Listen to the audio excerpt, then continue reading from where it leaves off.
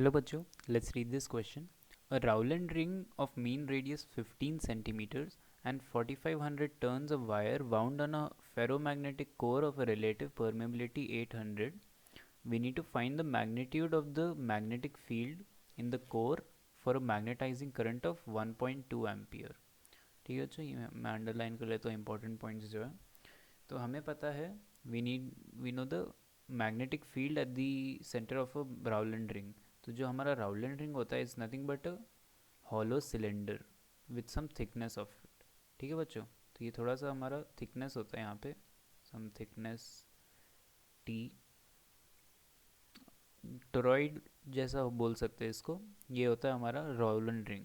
This is like a shape of a toroid. Toroid मतलब doughnut shape बोल सकते हैं. तो ये जो हमारा बी होता है इसमें हम ले सकते हैं इसको रफली as mu nought N I, where N is the number of turns per unit length. तो अब हमें टोटल नंबर ऑफ टर्न्स पता है, तो हमारा जो यूनिट लेंथ पे उसको हम फाइंड आउट करना होगा. तो ये जो म्यू नॉट एन आई है हमारा, यहाँ पे म्यू नॉट एन आई है, इसे हम रीफ्रेज करते हैं. We will have to write it as mu nought N का वैल्यू हमें लिखना होगा capital N, total number of turns divided by 2 pi R times I. ठीक है बच्चों, तो इस ये हो गया हमारा एन बाई 2 पाई आर जो है that is nothing but the number of turns per unit length.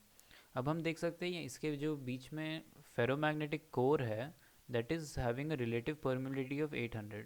सो ये जो म्यू नॉट है हमें रिप्लेस करना होगा with mu nought mu R, क्योंकि ये जो फॉर्मूला है this is usually for vacuum, but if it's not for vacuum ये हमारा म्यू हो जाता है, which is the permeability of that medium. So permeability of that medium can be written as mu nought times mu R. तो ये हमारा जो नया फाइनल हो जाता है बी बिकम्स, फाइनली हमारा जो वैल्यू आएगा वो आएगा mu R mu nought capital N I divided by 2 pi R. ठीक है बच्चों, तो यहाँ पे इसके जो हम वैल्यूज़ है अब इसको सब्सटीट्यूट कर सकते हैं. इसके जो वैल्यूज़ आते हैं जैसे हमारा म्यू नॉट का वैल्यू सब्सटीट्यूट कर लेते हैं 4 पाई टाइम्स 10⁻⁷.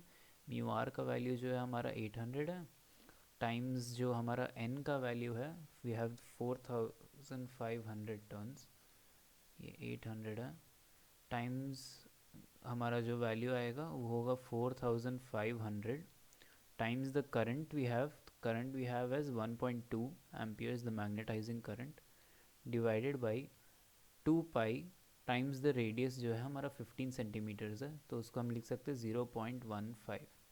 ठीक है बच्चों, तो इसको जब हम सॉल्व करते हैं तो हमारा ये देख सकते हैं 2 पाई और 4 पाई कैंसिल हो जाता है.